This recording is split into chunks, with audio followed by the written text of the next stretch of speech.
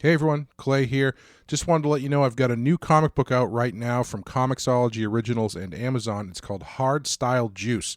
It's a professional wrestling murder mystery, so if you're into pro wrestling and comics and all that good stuff, you're going to want to check it out. And it's free to read if you have Amazon Prime. It's a digital-only comic. If you want to check it out, head over to hardstylejuice.com, and that'll direct you right to the page where you can check it out. That's hardstylejuice.com. Thanks, guys.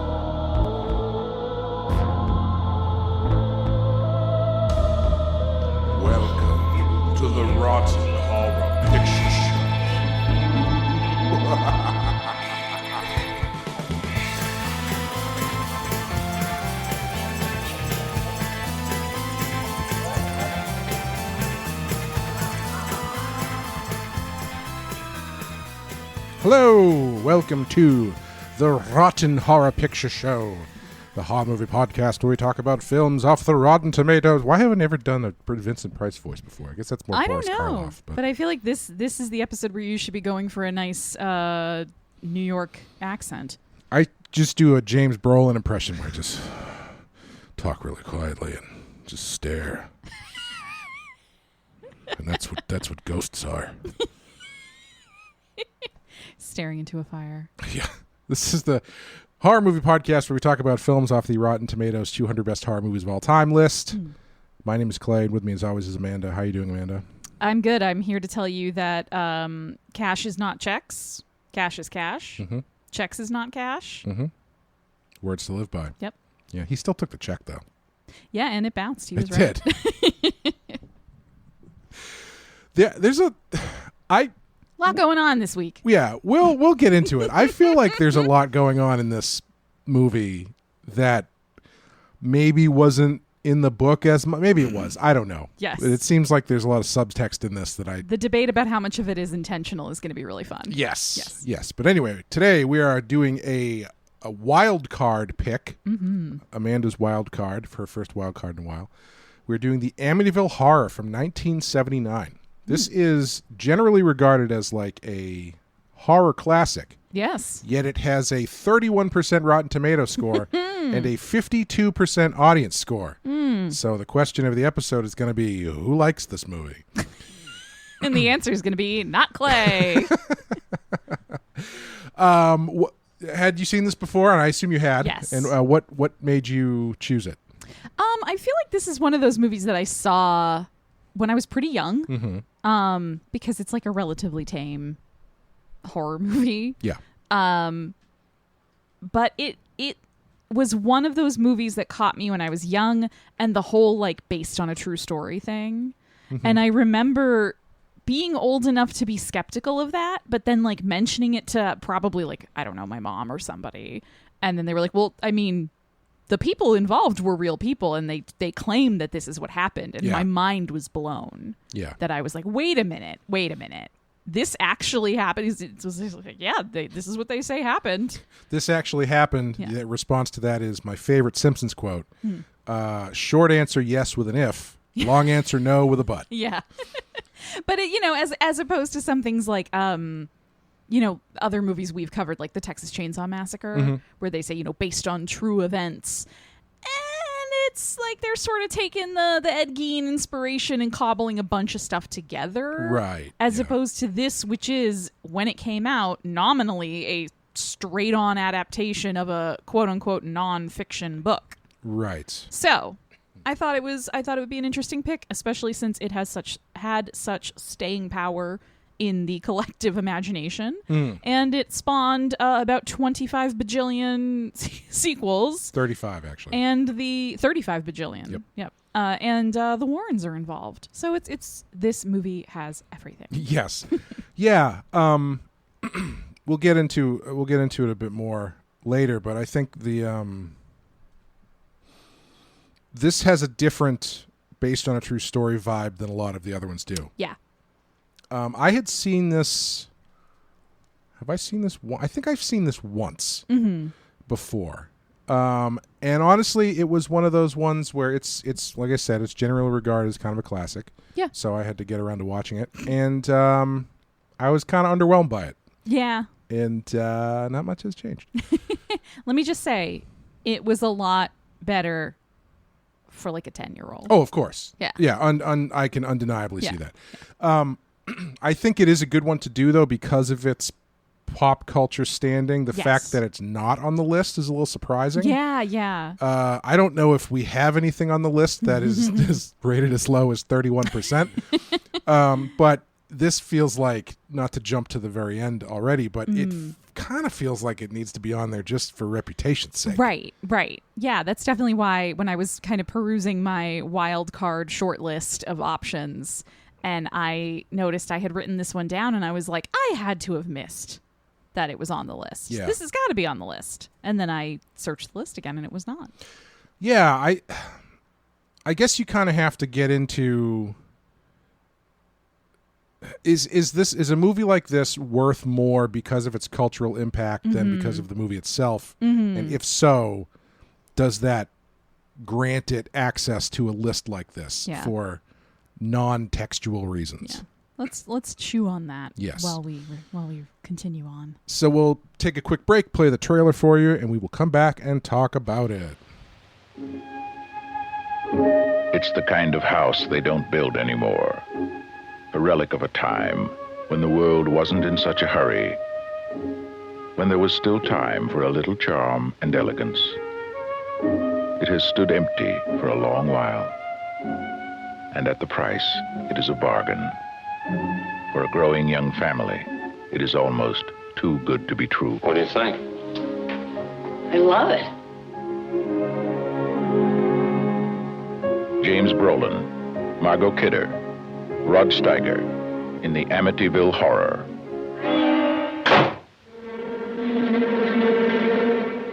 God's peace in this house. Get out. Get out. Hello? Hello, Kathy. Father Delaney, there's something very important.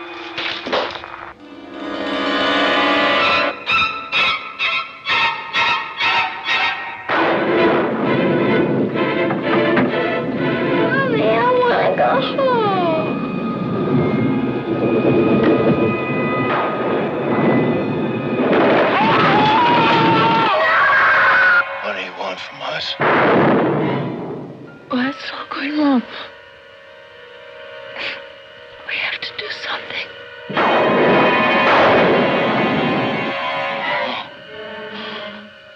I'm coming apart! Oh, Mother of God, I'm coming apart!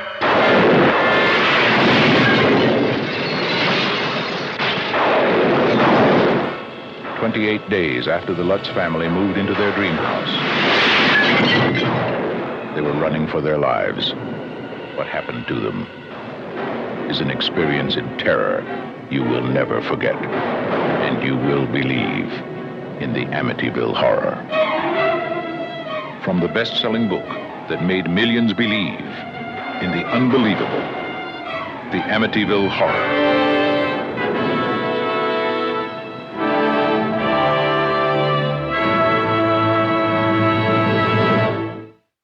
Okay, the Amityville Horror from 1979, directed by Stuart Rosenberg, written by Sandor Stern, Jay Anson, who wrote the book, and George Lutz. I don't think Lutz is credited on the movie, but he has an uncredited contribution because I guess, he's the one who got drunk and told the story. Starring James Brolin, Margot Kidder, Rod Steiger, Don Stroud, some kids, a couple priests, Principal Strickland from Back to the Future, and the mayor from Jaws, playing basically the mayor of the church. Basically the same role. Amity means friendship. Which is a really great in-joke if they did it on purpose. Amanda, what happens in the Amityville Horror? Allegedly. Newlyweds and their 3 children move into a large house where a mass murder was committed. they start to experience strange, inexplicable manifestations which have strong effects on everyone living in or visiting the house. Sure. Yeah. I mean, it was that or essentially a full retelling of the book. Those were the options for a synopsis. Yes. Well, Clay, some things you'll find in the Amityville Horror include Catholic breaking and entering. Yeah. Both the priest and the nun just waltzed right into the house. I guess it's a different time. Yeah.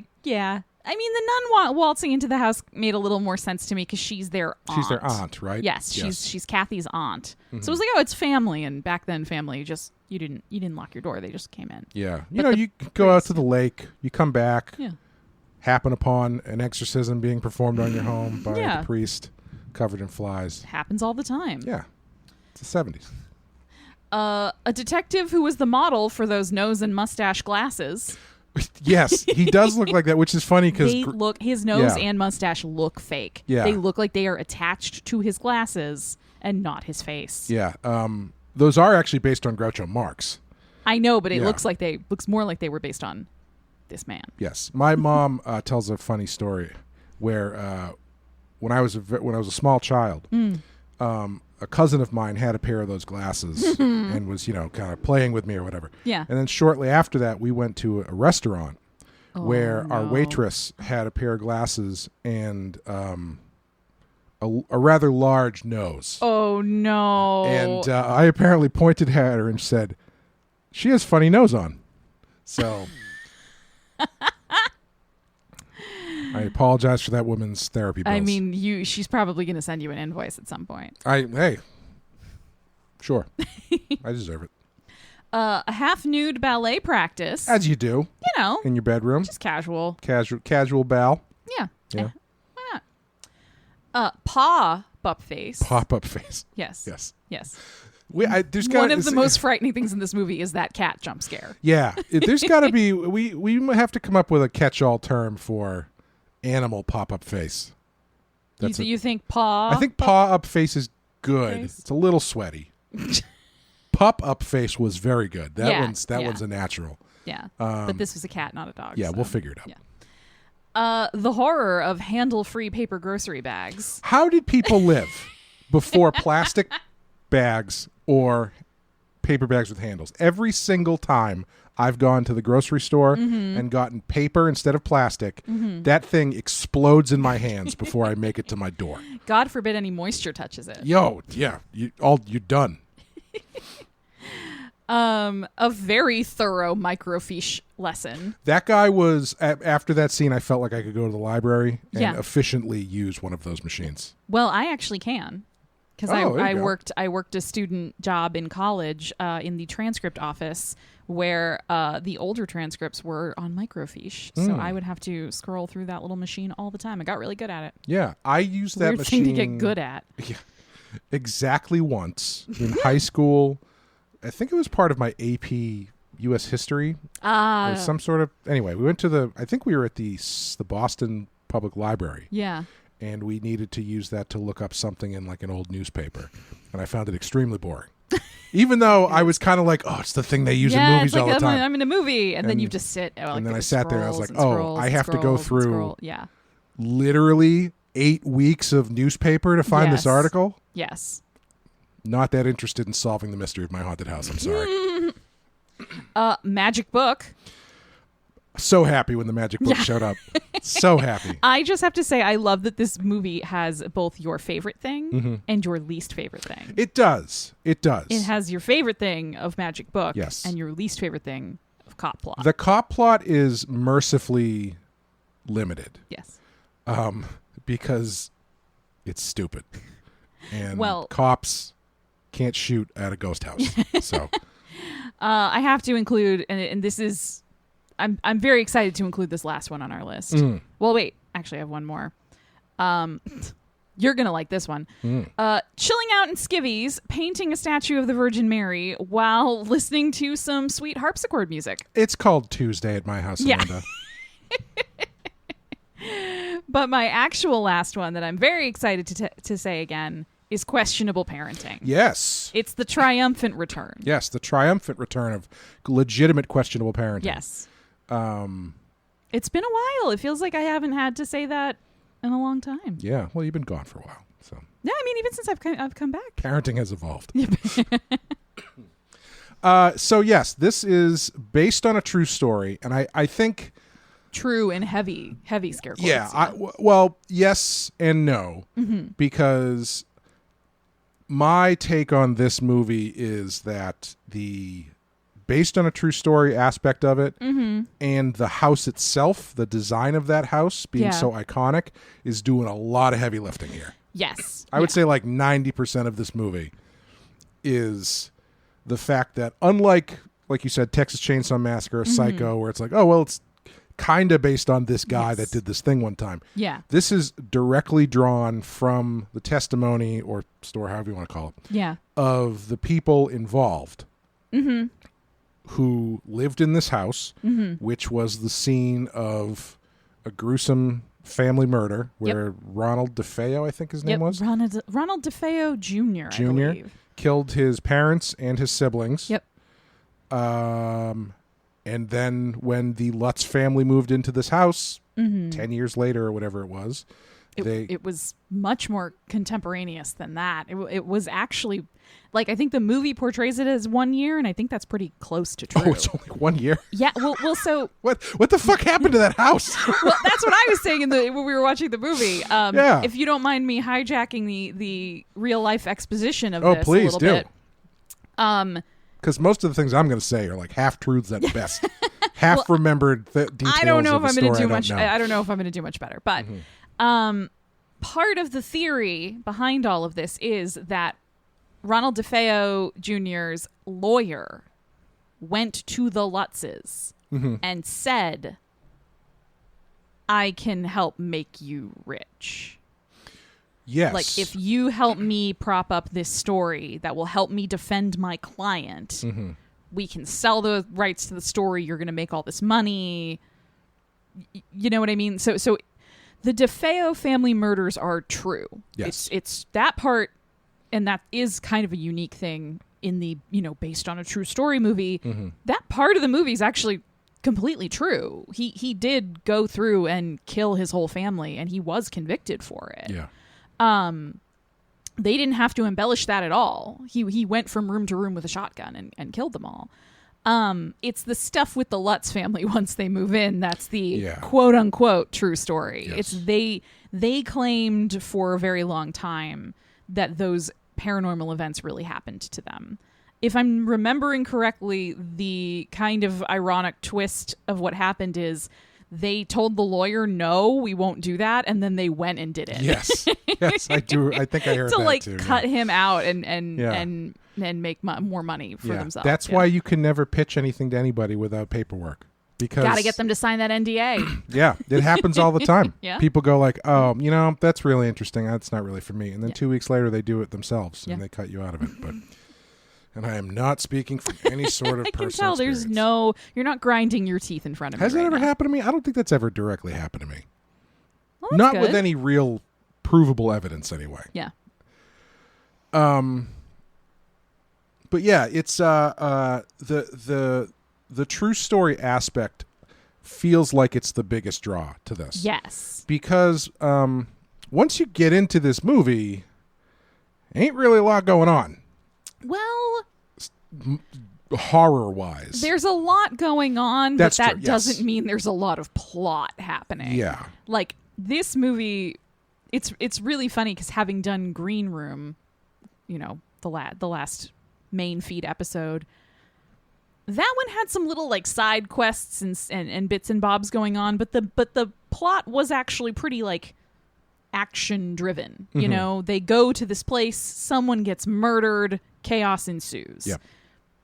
This movie is just like a family moves into a house, chaos ensues, but then off on the side edges there's all sorts of wild shit going on. Yeah. With the weirdly intricate subplot with the priest and the aunt coming and freaking out and her brother's wedding and the business partner / friend and his psychic girlfriend and the daughter's imaginary friend who's actually a pig demon. Like, there's all sorts of the gateway to hell in the basement. Like, it's all happening, but there's no plot.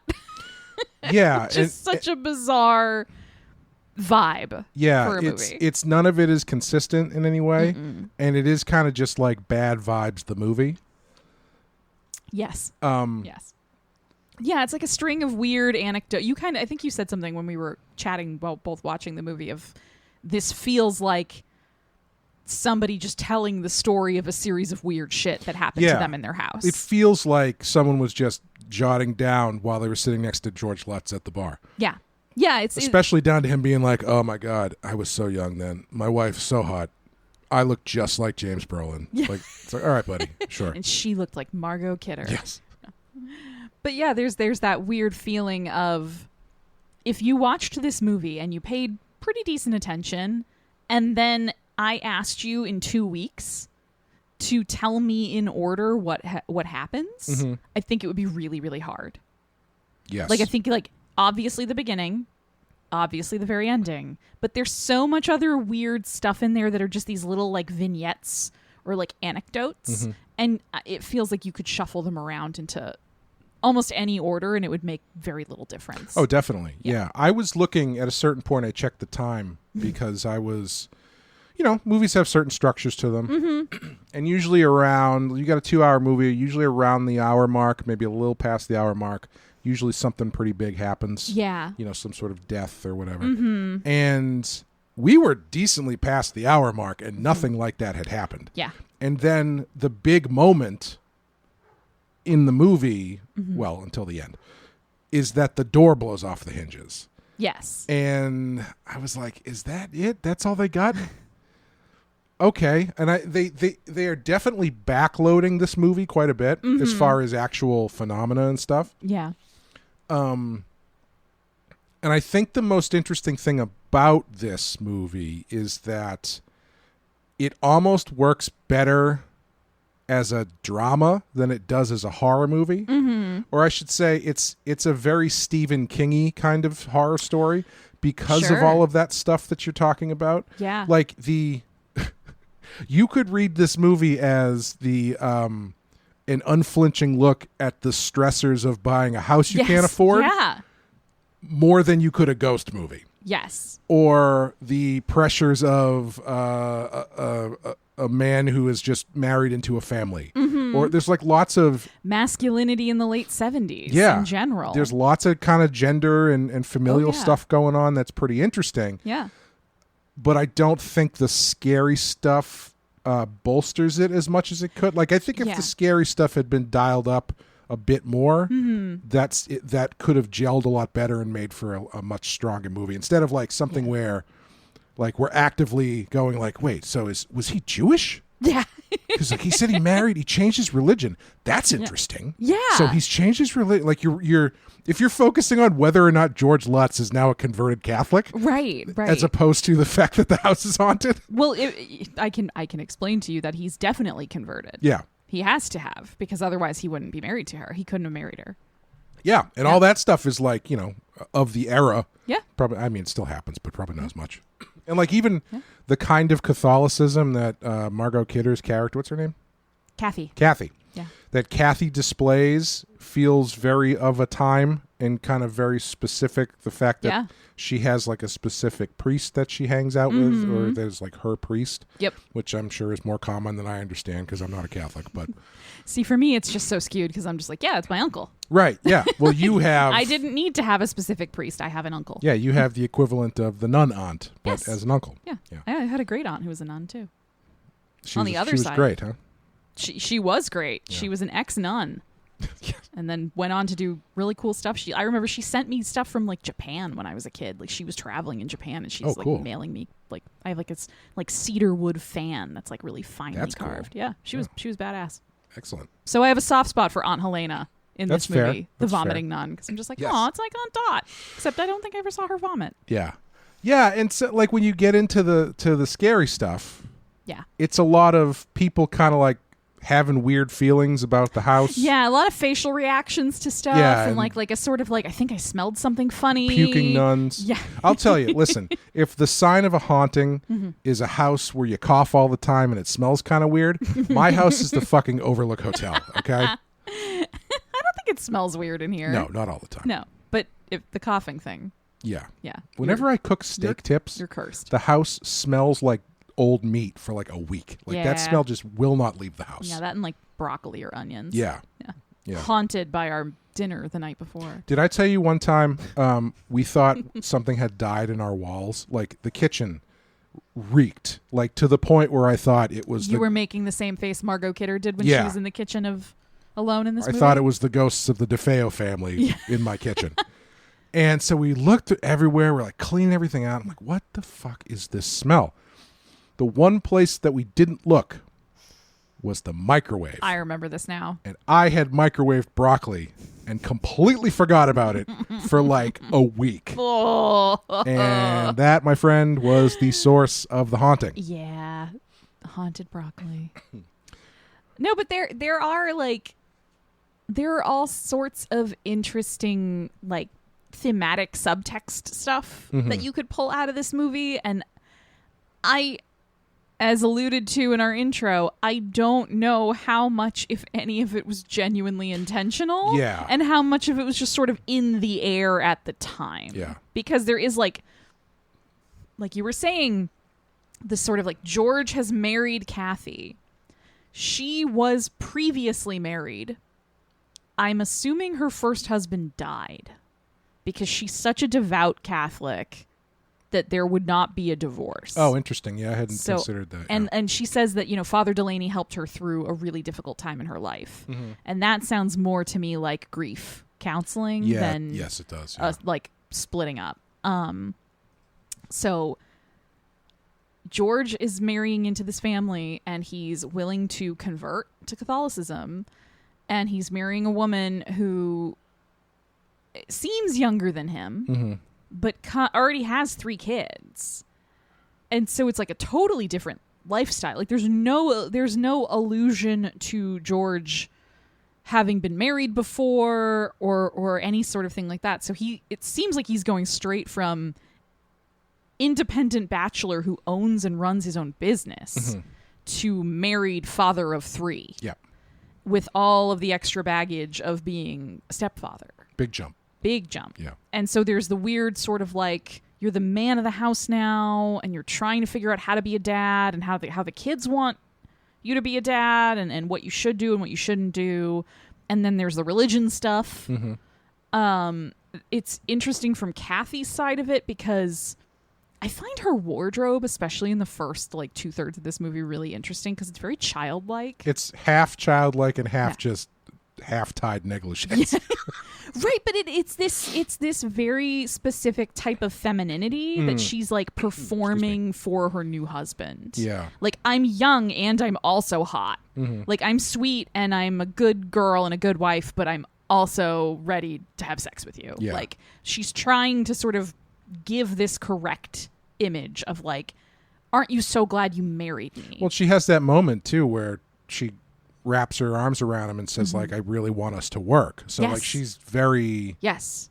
Yeah, I mean, if she's that devoutly Catholic, marriage is a sacrament. It's Right. a huge deal. It's really important to somebody who has those values, and also I think socially at the time, being a single mother of 3 kids is like socially really tough. So having and I think she sees herself and the kids as having a lot of baggage.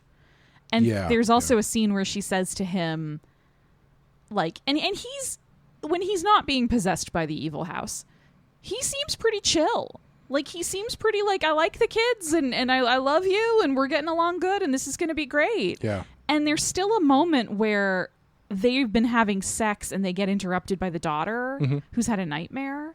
And he gets up to put her back to bed, I think, or maybe Kathy does. But when they're back in the bedroom alone together, she's like super apologetic about it. Right. And he's like, no, it's fine, whatever. I get it. I understood what I was signing up for. And she like thanks him in this way that's very like, wow, you're such a good man because you're willing to put up with me and my children. And it's kind of like, oh. So there's this, I don't know, there's this like kind of lopsided, even though he's not demanding this sort of subservience, she clearly feels like she really has to give it. Yeah. It's interesting. Yeah. And I think from his side too, before he starts going crazy, his immediate stressor when they're looking at the house is, this is too much for us to afford, but we're getting a really good deal on it. Yeah. So, I mean, we probably can't pay. Honestly, scariest thing about this movie is the fact that this 4-floor lake house. Yes, with the boathouse. And the mooring probably out. like 3,000 square feet. Boat, if not more. Minimum. Yeah. There's a basement too. That's Clay. true. Yeah. Boathouse, garage, lakefront. Yep. $80,000. Yes.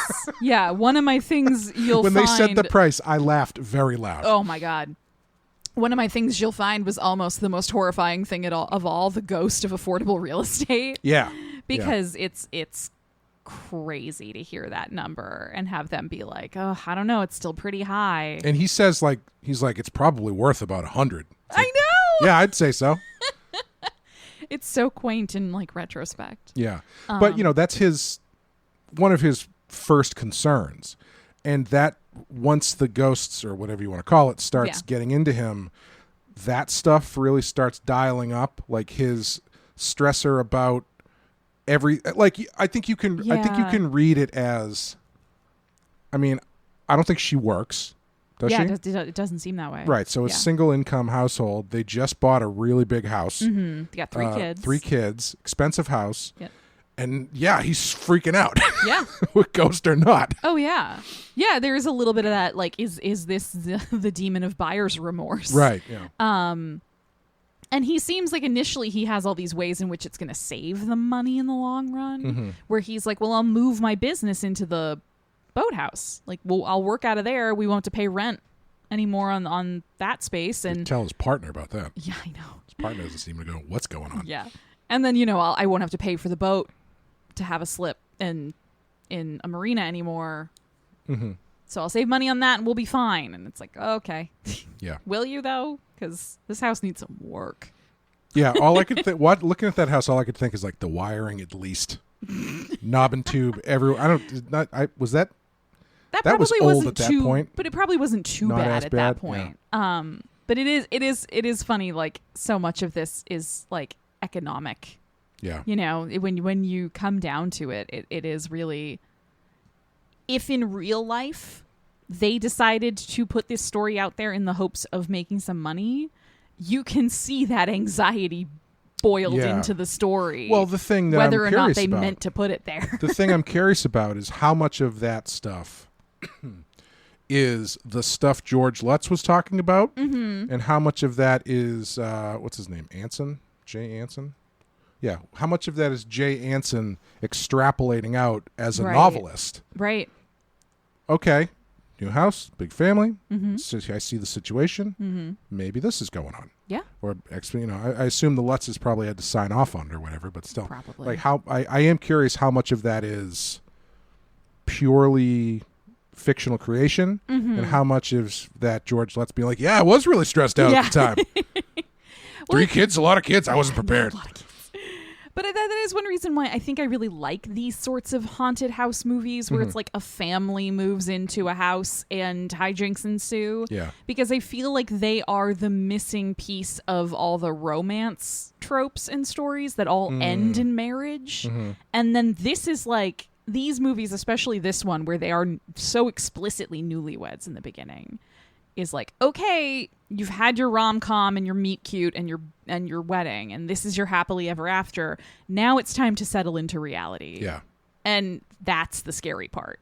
And that's why that's the horror movie. I feel like all the gothic horror movies never involved people who are actually married. It's a lot of like longing to be married and lovers and stuff. And then eventually somebody wrote the yellow wallpaper. Yes. It's like, oh, yeah, no, it's not great on the other side. Either. Right, exactly. It's not this like, oh, now your life has changed. It's like, oh no, now you have to like exist in this forever. Mr. Darcy's got to buy a house. Yeah. Well, he doesn't have to buy a house. He's got Pemberley. I don't know. Maybe he gives it up after he gets married. I didn't read that book. I don't know how it goes. What book is he? What is he? Is he Wuthering Heights? No, Clay. I don't know. Stop now. Jane Eyre? Nope. We could do this all day. We don't need to do this. Sense and Sensibility. Oh, I'm shocked you haven't gotten it. It's like the big one. The big one is called Terms of Endearment. Which one is it? Pride and Prejudice. That's what I was going to say. Sure. That was my next guess. But yeah, there's all this interesting like social subtext, and there's even the priest who got back from Vietnam. Yes. Yeah. I almost wanted to put in Rambo First Blood of Christ. But I couldn't figure out a good way to spin that. But oh man, that would be great. That would be amazing. Yeah,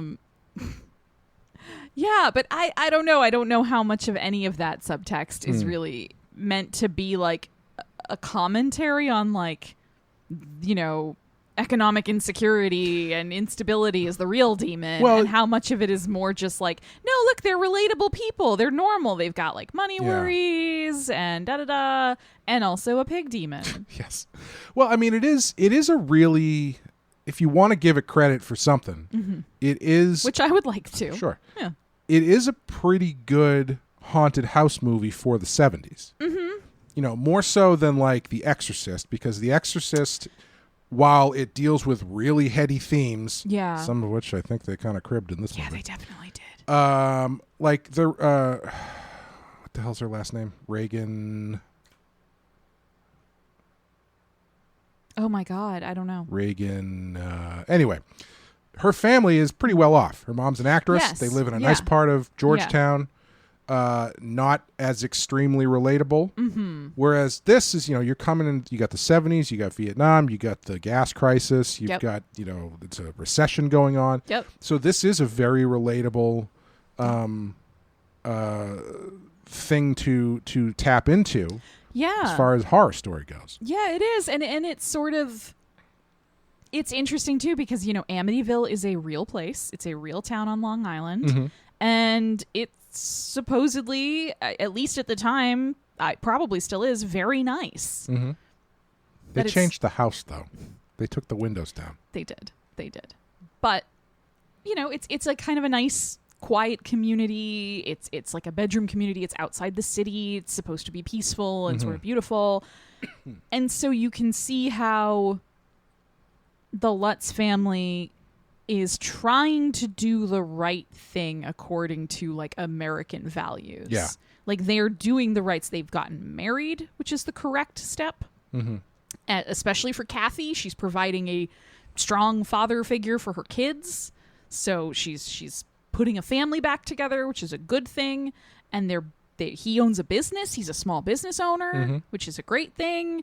And then they've bought this nice house and they're trying to give the kids the idyllic childhood, and they're trying to do the sort of white picket fence American dream, and they get it at a bargain, which is also an American value. Yes.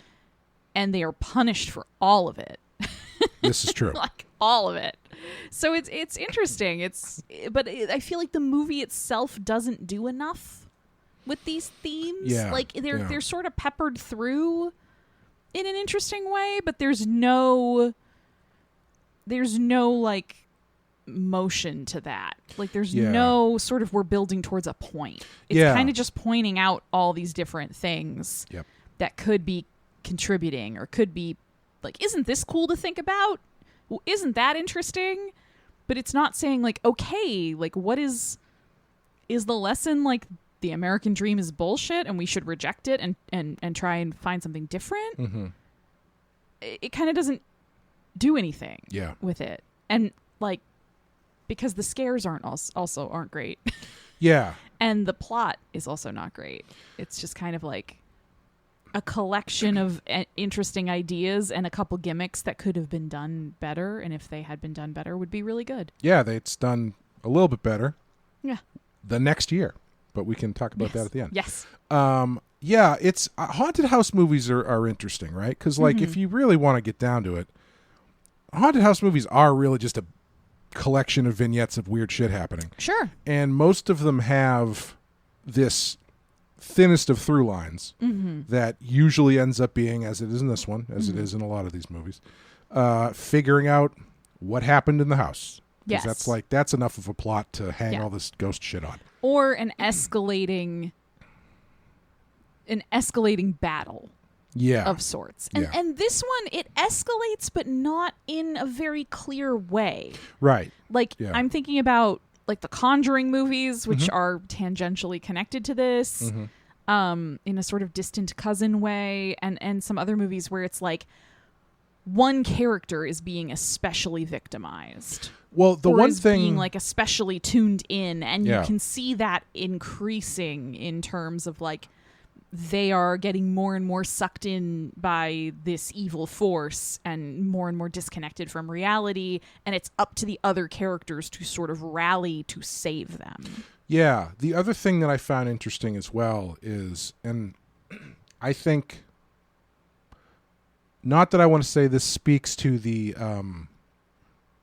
untruthfulness of the story, but traditionally, these poltergeist stories are centered on the kids. Right. It's usually the kids who are, and I'm talking like quote unquote real poltergeist stories. Right. Like it's usually a girl, Yep. like a 12-year-old girl, Yep. because they're attracted to prepubescents for some reason. Gross.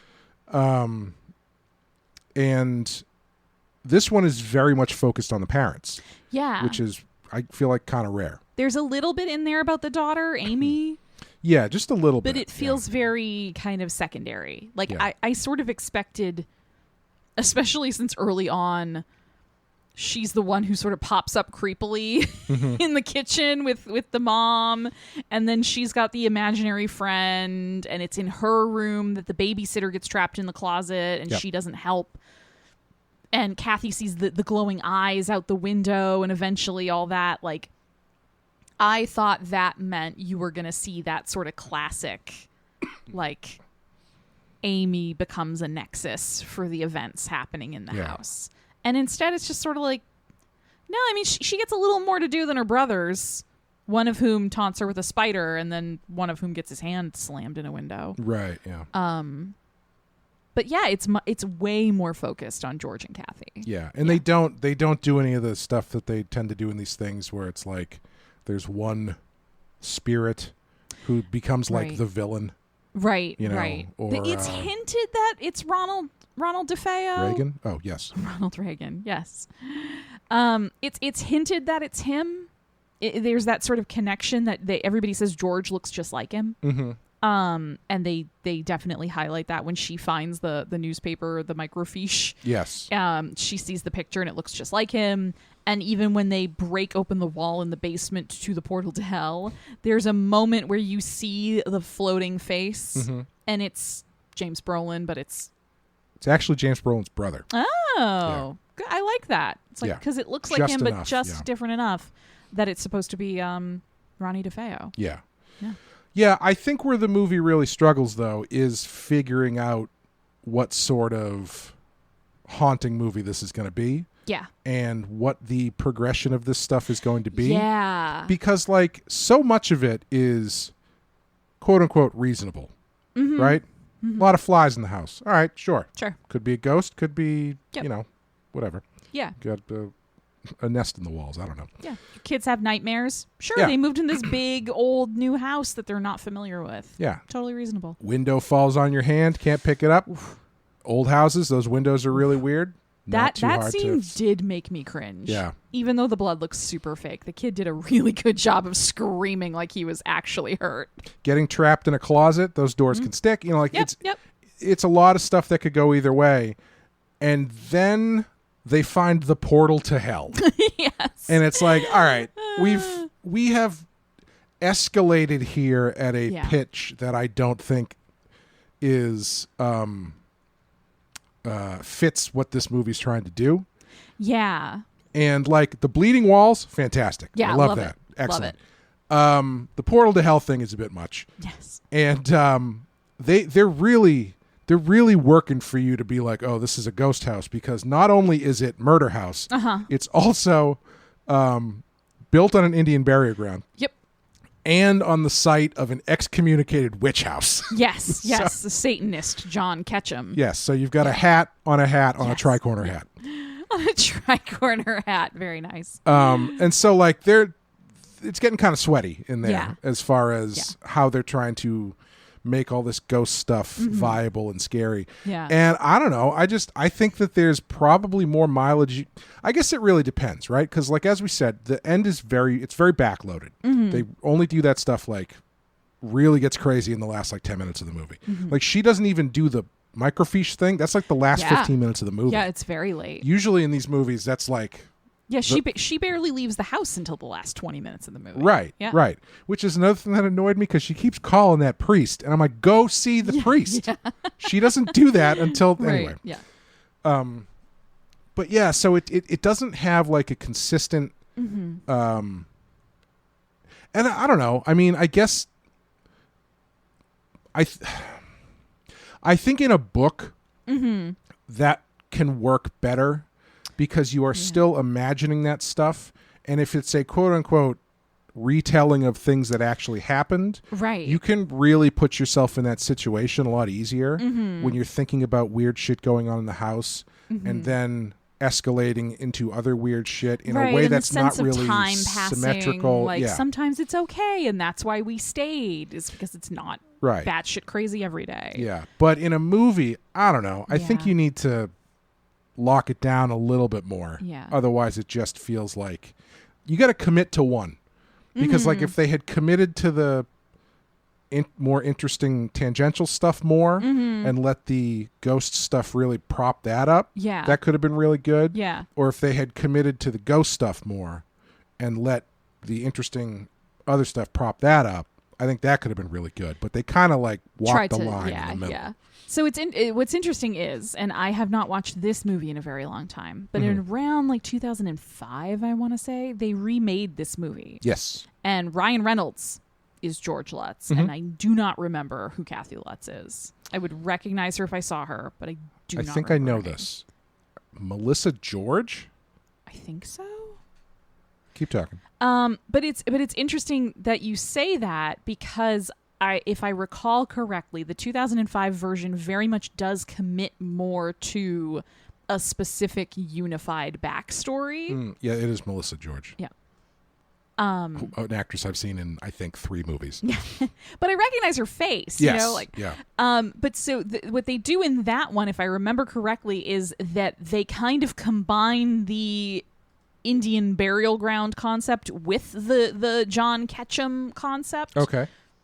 Where it becomes sort of like he ran a place where they were trying to force the indigenous people to convert to Catholicism, and he resorted to torturing them and doing horrible things. And so that's why the land is so cursed, is because he took these people who had, been minding their own business and then had their like home stolen from them, and then were like, we will force you to be Christian, and they tortured them to death in a lot of cases. And so that's where the ghost activity is coming from. It's so strange that, well, I don't know, because I was going to say it's strange that that they feel the need to juice it up, because I feel like, let's say you bring one of the Warrens in. Yeah. And have them be like, 6 people were killed here? Yeah. That'll do it. Yeah. Like, I don't know if you need the burial ground stuff. It still sort of seems like they're, for some reason, tied to the original motivation for putting this story out there in the world to begin with, which was to try and claim that Ronnie DeFeo did not have any control over himself. Right. Whereas the reality is probably a combination of anger management, drugs, and maybe some latent mental illness. Yeah, because I get it. Because, it's like it wasn't the murder. It was something else that caused the murder, which is... Right, and this will keep happening. Yeah. Like there was such a powerful malevolent force here that no matter how good the people who live here, it's going to force them to continue to do horrible things. Ronald DeFeo had to correct his sister. Do you want to get into that comparison? In a minute. Yeah. Do you think this movie's scary? No. Yeah. Unfortunately, because there are a lot of moments in it where you can watch it now and go, man, they could have really done something with that. Yeah. Like some of kids are inherently creepy. Mm-hmm. A kid with an imaginary friend is inherently creepy. It feels like it's been done to death at this point. But I think this was one of the earlier movies to do it. Mm-hmm. And so, they could have played up a lot more of Amy and her imaginary friend Jody, Yep. who turns out to be, the demon. I think the scariest shot in the movie is when Margot Kidder is standing outside the daughter's door while she's singing. Mm-hmm. And then as she opens the door, they cut to the inside and the rocking chair is moving and then stops as the door opens. Yeah. I thought that was really good. Yeah, there's a lot of little things like that they could have played up more. Mm-hmm. And I feel like this movie just doesn't set a good mood for scares. It's just a little too matter of fact as it goes through things, which is interesting. I think one of the things I was having trouble grasping onto, because again, we were talking about it's just kind of a bunch of vignettes and there's not really a through line. I was trying to figure out what is the driving tension of the movie. Is it whether or not George is going to kill everybody? I think it's supposed to be. Yeah. And I don't think the movie does a good job of making that clear. Yeah. I do wish this movie spends a little time up front showing that he's a super nice guy and that he seems like a really attentive and caring partner and stepdad, and he seems invested in the kids. There's a scene early on when the kids are running around outside and he keeps looking out the window like it's making him nervous while she's just kind of bopping around the kitchen without a care. And he goes, I don't know, I think they're playing too close to the river. And she says, oh, you sound like a regular dad over there. And it is this kind of cute moment where he's clearly has great affection for these kids in that moment and is worried in a genuine way for their safety. He's not out there yelling at them about it. He's not saying to her hey, you should tell them blah, blah, blah. Right, yeah. He's just instinctively looking at them and going, oh gosh, I hope they don't fall in. And it's oh, okay. But I wish this movie did a little more to set up his relationship with the kids. Yeah. Before he starts going crazy. I feel like he starts losing it real fast. Very fast. His turn is almost immediate. Real fast, and he doesn't. There were a couple. He moments, got that first mortgage invoice. Yeah, exactly. There are a couple moments where he seems like he backs off from his insanity a little bit, but then he's immediately covered in sweat and chopping wood again. Yeah, staring into the fire. Yeah.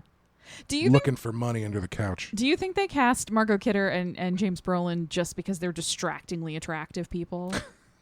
It's possible. And they were we don't need a plot. I mean, they did the same thing in the remake. Yeah. I do remember the first time I watched this movie, I was distracted because I guess it was probably more due to my television being smaller and not HD. I thought James Brolin looked distractingly like Christian Bale the whole movie. Like the bearded Christian Bale. I still don't see it. I think it's harder to see now that the TVs are really good. You mean it's easier to see now that the TVs are really good? I think it's easier. It's easier to see that he doesn't look as much like him as I thought. No, I'm giving you a hard time. But no, I got it. But yeah, it's too. If you've seen George Lutz, they did him a bit of a favor. But oh yeah, I mean not as much as they do the Warrens. In the Conjuring movies, where it's Vera Farmiga and Patrick Wilson. Yikes! So speaking of them, I remembered them not being in the movie, but they are so linked with this story. Yeah, I was surprised that they weren't in it. I don't think in reality they actually had that much to do with this story. Oh, really? Okay. I'm trying to remember. It's been a long time since God, what a racket. I know, yeah. Oh, great work if you can get it. The last podcast on the left Once a generation. Yes, and they were a very long generation. Yes. But the last podcast on the left recently did their Ed and Lorraine Warren series, and they even didn't talk much about the Amityville story. Yeah. But I don't really remember. It seemed like they were more involved with the English one, right? The Enfield poltergeist. I think a little bit, and then there's another one in and of course Connecticut in that they were very involved in Annabelle. Annabelle, yeah. But I think for this one they sort of showed up and said we're going to do an exorcism, and then it was a little bit no. Yeah. Get out of our house, please. Do what? Did they show up after they wrote the book? Because, that's an interesting barometer of the truthiness of this book, of the story. Because, like, if you're making it up, then the Warrens aren't showing up at your house in the middle of the haunting. Yeah. You know, like that's Yeah. something you would do afterwards, where it's like, this stuff happened. Yeah, it still happens. Sure, come and check the house out. Right. Yeah, I don't know. I not don't sure. remember. But it is interesting because they are so synonymous with it. Yeah, And yet I don't think they actually played a big role in what went on at all. interesting. Yeah. Good marketing team those guys Yeah, had. absolutely. This has one of the funniest endings I've ever seen, which is the only tension that is built in the final sequence is whether or not he's going to get to the dog. Aw. And then So once that's enough tension for me. That's true. I know you've been getting traumatized lately with dogs in these movies. Maybe but- that's part of the reason why I wanted to watch this one is I was like, A, adorable dog. B, hero dog. Mm-hmm. Yep. C, adorable hero dog who makes it to the end of the movie. yes. Good job, Harry. And then so he grabs the dog, jumps back in the car, they drive away, and then there's Yes. just like Yes. an Atari video game. Thank you for playing Yes, Tecmo like- Bowl 2000. You have made it to the end. Yes, and George and Kathy Lutz moved out of state. Yeah. Yeah. A little bit anticlimactic. Yes. Like I said, it feels like nobody they're exorcises the demon. Yeah. That you don't find out what the demon was. Yeah. Like, was it a demon? What did it want? I don't Was know. it just there to wreak did havoc? it leave? Did the next people who moved in? Right. Amityville 2? Electric Boogaloo. Yeah. This movie was a massive hit. Mm-hmm. James Brolin actually took less money up front and took a back end on it. Oh. And he ended up making off of this movie what would be about, in today's money, about $68 million. Yeah. Holy shit. So did he say, I will take X percentage of the profits or something? Yes. Yeah, he did one of Oh those my God. back end deals because he was a big star. Yeah. So he did like the But Jack Nicholson. still, that's like Batman a little deal. bit of I mean, maybe I'm totally wrong, but that feels like a little bit of a risk with a movie like this.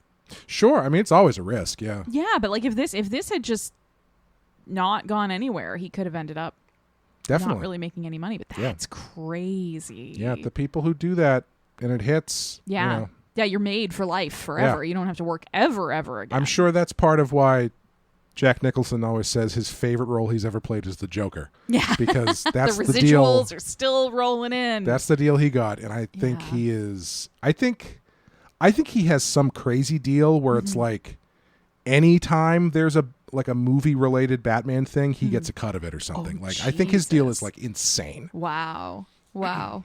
Because this is a whole different podcast. But the guy who produced Welcome to that movie, Badass. the guy who produced the first Batman movie, Michael Uslan, I believe his name is. Sure. He bought like the full rights for Batman for like nothing. DC Comics was not doing anything with them. I don't remember exactly how the deal went down because they were owned by Warner Brothers or whatever. But somehow he managed to get those rights. And so every time there's a Batman thing, Holy movie, shit. cartoon, whatever, his name is always in the credits as a producer. Oh my God. Yeah. Wow. Wow. Anyway. Yeah. Music by Lalo Schifrin, who is the person who composed the Mission Impossible theme. Oh. And he was good friends with William Friedkin. Oh. And he did the original score for The Exorcist, which William Friedkin rejected. And to hear William Friedkin tell it, it irrevocably damaged their friendship. Oh. And they never really spoke again. Oh, that's sad. Yeah, I guess his I can kind of see that. Yeah, Like you do a whole score and then it's just like, no. You're like, I think it was, Schifrin's score I think was good, but it was more traditional horror movie. yeah. And that wasn't what he was looking for. Yeah. And so they went in a different direction. I think he was just really hurt by it because he's a Yeah. pretty well-known, respected composer. But yeah, the thing that we kind of alluded. The one thing I wanted to say before we move on to the wrapping it up here is I think we kind of covered this a bit, but like, what do you think? Why is this still considered such like a classic of the genre? I don't know. I feel like that's a difficult question to answer. I think the impression that it gave as being a true story, like there are still people out there who believe it, Yeah. who genuinely believe that all of this, the haunted house kind of thing really happened, and it's still kind of spoken of as like one of the real haunted houses of the world. And I think people found that really compelling. Yeah. And really, you know, that fascination of like, even if you're sort of like, well, I know it's probably, you know, exaggerated or it's all made up, there's like a little piece of you that goes like, but what if? Yeah. Like, what if they were telling the truth? That's why I hate science. This is not what I expected, how I expected Let me expand on that. Yeah. I don't hate science. Science is amazing. Science makes the world less mysterious. Sure. Or I should say, that's not necessarily true, because there are some scientific things that are in and of themselves very mysterious, which is fun. But they have a tendency to ruin the fun stuff by explaining it, and that bums me out.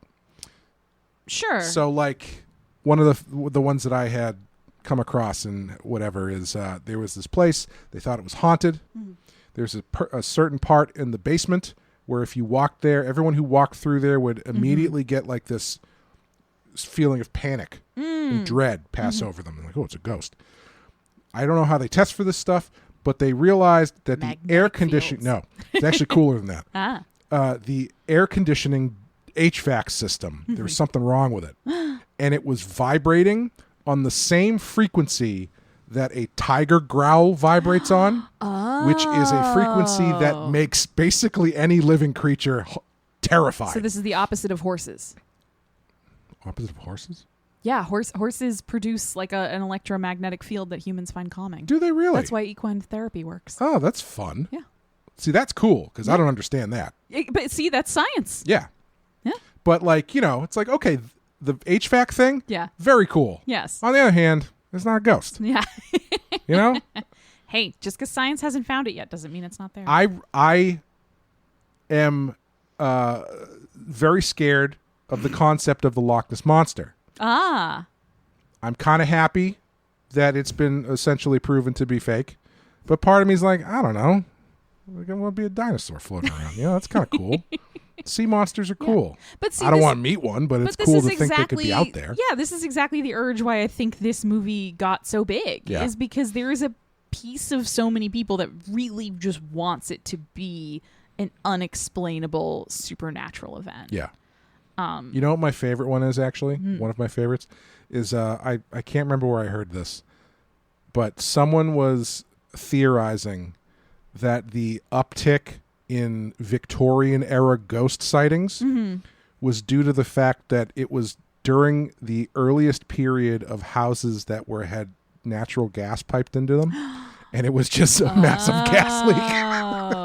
So all of these old houses just had leaky gas pipes, and so all the people who lived there were just hallucinating. I buy that entirely. I also buy that it could be like, I don't know, some other form of poisoning. Sure. For instance, Greg made the crack when we were watching this movie the other night. Is this movie just about lead poisoning? Yeah, kind of. And it's like, yeah, maybe. Maybe it is about, like, there's lead in the gasoline, there's lead in the paint, and they're all just breathing it in constantly, and this is the result. Somehow that house in a year aged 55 years. Yes. Because I've been to many open houses. I have been to many houses that look like that. And those are the houses that no one has been changed in 50 years. And just have let decay. The inside and the outside of that house do not match whatsoever. No, because the outside still looks really nice, and then you go in the inside, and it's like the banisters falling over, and everything's peeling and falling apart. Yeah. But yes, alluded to earlier, this movie, I think, gets its lunch eaten pretty substantially the next year by The Shining. Yes. Which is ostensibly the same story. Yes. If you really break down what happens in these two movies. The book The Shining came out in what, like 75, 76, 77? It's like mid-70s. The Shining. The movie came out in 1980, and the book came out in 1977. Right, so that's only 2 years before this movie comes out. And I don't know when the Amityville Horror book comes out. Oh, does Stephen King also came out in 1977? Yeah. Interesting. That's it came out really interesting. in late 1977, though. No, yes. September 1977. Shining came out in January. So it is possible that they read The Shining and Yeah, a ripped it little off. cross-pollination going on there. I like this cover of the book on Wikipedia that has like Charles Grodin as Jack Torrance for some reason. Yeah. It's a nice painting. But yeah, it's so the way this movie fits into like horror movie lineage and pop culture is really interesting because it is still an enduring shorthand. Like Yes. if you say the Amityville Horror, even people who didn't read the book and haven't seen this movie, they probably know what you're talking about. There's a lot of stuff comes from like stuff that has disseminated into pop culture comes from this, like the house yelling "Get out!" Yep. The bleeding walls, The flies. Yeah. Yeah. And it's interesting how many things this borrows from aside from The Shining, which is sort of like questionable. Like how much of that was coincidence, how much of that was like people accidentally getting things right, you know. But like the score in this, like I think I said something about the sort of theme song, and you were like, well, somebody has watched Rosemary's Baby. Yeah, very similar. Yeah. There's a part that sounds just like Psycho. Yep. During, I think it was the window scene. I think so. Beep, beep, Yep. beep, beep. Yeah. And we've got to, The Exorcist had 2 priests, so we need at minimum 2 priests and a nun. Yep. Like My favorite minimum. thing about this one, though, is they invert it, where the secular priest is Yes. like, it's the devil. Yes. It's the devil himself. That modernist Vatican II loving shill. Yeah, and all the mayor of Amity Island priests who are the Yeah, theologians are like, that doesn't exist. You need to take a vacation. Yeah. Yeah. Use your psychiatrist's brain. Yeah. We pay for your Oh, he yells at him. education He's for like, it. do you think your secular education makes you capable of questioning the church? Yeah, that's a really weird argument Yeah. when you really break it down what's going on there. Yeah. But anyway. Yeah. But yeah, it's an interesting movie because I feel like it is sort of pulling all these little pieces of what's been happening in horror as a genre and trying to like stuff them all together Yeah. in this like nominally true story, which is it's really, I can see maybe how people felt like this was a little bit of like a greatest hits album of like taking little bits and pieces from a bunch of different stuff that happened in the decade prior in the genre, trying to stuff it all into this one wrapper, and then people watching it and going like, wow, can you believe it has a demon and a portal to hell and the priests, and it's like all these things wrapped What do you into want? one. We got it all. Yes, exactly. This is not on our list. Would you put it on the list?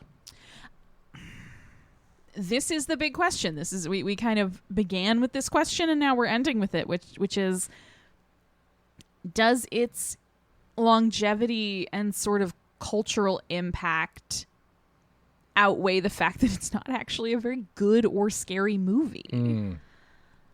I'm really torn about this one because I keep coming back very literally to the fact that this is supposed to be the 200 best horror movies of all time. Yep. And I feel like a baseline should be like, is it a good movie? Yeah. And if it's not, it's like, well, I probably wouldn't put it on there then. But on the flip side, there are definitely movies on this list that I don't like and have had less of an impact on the genre as a whole. Yes. So that's my very bet hedging way of saying maybe. I am going to say yes. Based pretty much admire your strong stance. and I'm saying that as someone who doesn't particularly like this movie. Yeah.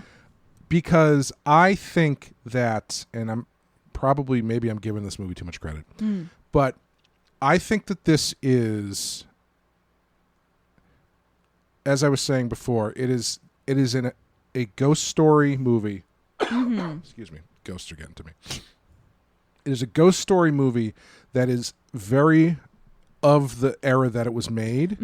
I think this is the same. This occupies the same space as far as what it's tapping into culturally as Poltergeist does a few years later. Poltergeist is very much a haunted house movie for the 80s. Yeah. And I feel like this is very much a haunted house movie for the 70s. Yeah. And I think that's a great comparison to make. and I mean that in like a small town relatable way. not like your gothic whatever, because those exist, et cetera, you know. But it's usually like The Omen, not really super relatable. Right. But something like this, all relatable fears. Yeah. I think the space that it occupies there is more important than the quality of the film, weirdly enough. So I think based on just that, I would put it on the list. Yeah, I think that's a really good point. And I also think it's interesting because this is 1979 and it is sort of the end of an era. It's kind of amazing when you think about it because this is 79. Poltergeist is 82. Yeah. So it's 3 years later. And it's so different. So different. So different. Like, what's his name? Coach. Whose name? Craig T. Nelson. His character could not be farther from George Lutz. Yeah. You know, like at that point, he's a full-fledged yuppie. Yep. Very 80s Republican. I don't even know if you see a TV in this movie. Yeah, that's a good point. I don't know like if you do either. Maybe in the bar or something, but like in the house, like the kids aren't playing with like G.I. Joes or whatever equivalent or in front of the TV. They are running around outside, and that's pretty much it. Yeah. Like it's so interesting how different of a vibe it feels with such a short time span. Yeah, it's very interesting. And to speak to what you're saying about the longevity of the pop culture impact, there have been 34 movies that have the word Amity in the title. Wow. That are either direct sequels, remakes, or riffs on this. So, and they all, if you look at all the posters, they have two things in common. One, the word Amityville, and two, whatever house is on that poster has those windows. Yes. And there's that just look like two evil eyes gazing out upon you. There's just, that whole house actually looks like a skull. It's pretty impressive. Yeah, it's great. I love it. There's just something about the Amityville Horror that just doesn't go away. Yeah, I think it does kind of go back a little bit to one of the things I love about Halloween, which is that it's set in this very relatable suburban setting. Like, this is not an old, scary, rambling Victorian mansion in the middle of nowhere. Right. And it's not the scary city. You know, it's like, this is a nice place. This is a nice town. This is where you're supposed to want to raise your kids. And yet, just by moving into this house, you have brought this, like, unstoppable evil upon yourself. Yeah. So. Yeah. Yeah. What's interesting about this, if you want to call it franchise, even though I don't think that counts because I think most of these are just using this word Amity, which is Amityville, which is not like a trademarkable word, I don't think. The first 8 of them were all part of, quote unquote, part of the same series. And that ends with Amityville Dollhouse in 1996. And they don't make another one until 2005 where they remake it. Yeah. And then after that, they make like 25 of them between the 2005 over the last like and 20 now. years, they've just made one a year. Yeah, I do want to very quickly go through these titles because they are hilarious. Let's do it. Amityville Horror, Amityville 2: The Possession, Amityville 3D, Amityville 4: The Evil Escapes, The Amityville Curse, Amityville It's About Time, Amityville: A New Generation, Amityville Dollhouse, Amityville Horror, the 2005 remake, The Amityville Haunting, The Amityville Asylum, Amityville Death House, The Amityville Playhouse, Amityville: No Escape, Amityville: Vanishing Point, The Amityville Legacy, The Amityville Terror, Amityville Prison, Amityville The Awakening, Amityville Evil Never Dies, Amityville Exorcism, The Amityville Murders, The Amityville Harvest, and Amityville Poltergeist. Oh my God. Witches of Amityville Academy. And then the last ones are just chef's kiss. Amityville Island, Amityville Vampire, Amityville Karen, Amityville Thanksgiving, Amityville Christmas Vacation, Oh my God. The Amityville Slasher, Amityville Apocalypse, Amityville Shark House, Oh my God. Amityville Bigfoot, and Amityville Emmanuel. I don't know if these are all real, frankly.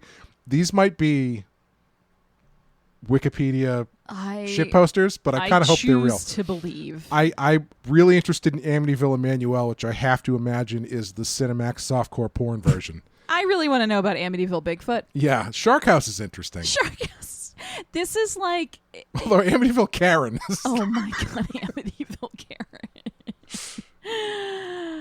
this is like, now I understand where Ryan Murphy came up with his American Horror Story subtitles for every season. Yeah. It's like, okay, so he really is playing off of the genre trope. Yes. Yep, here it is. Wow. Yep. Those are amazing. So that's the Amityville Horror for you. Yes. All 36 of them. So usually we hit the randomizer button and we pick a new one, but we are moving into our summer mini-series. Our Summer of Evil. Our Summer of Evil. So pack up the car. Make sure you bring your chainsaw. Make sure you bring your chainsaw. Take your friends out to the most remote cabin you can find, because for the next 5 episodes, we will be covering Evil Dead 2, Army of Darkness, the remake of Evil Dead, and Evil Dead Rise, which I'm excited about. Yeah, same. Haven't seen it yet. So I think that will be fun. We'll see how sick. He says in the most serious tone he can muster. No, I'm very excited. The Evil Dead movies just, are. I think it will be fun. Yes. And I will demand that you all have fun with me. It's going to be a nice counterpoint to the Halloween series, because for Hey, as shut your much mouth. as I don't enjoy Halloween, I enjoy Evil Dead the equal opposite All amount. right. All right. We each get our own track this Yes. summer. So thank you guys for listening. If you want to help support the show, head over to patreon.com/The File, where you can follow Amanda and I as we go through the Halloween series. And if you want to check out my comic that's out right now, it's called Hardstyle Juice. You can find it at hardstylejuice.com. The first 3 issues of 5 are currently available. If you have Amazon Prime, you can download them for free. So check that out. Thank you guys. Thank you, Amanda. Thanks, Clay. We'll be back next time with The Evil Dead. Bye, everyone.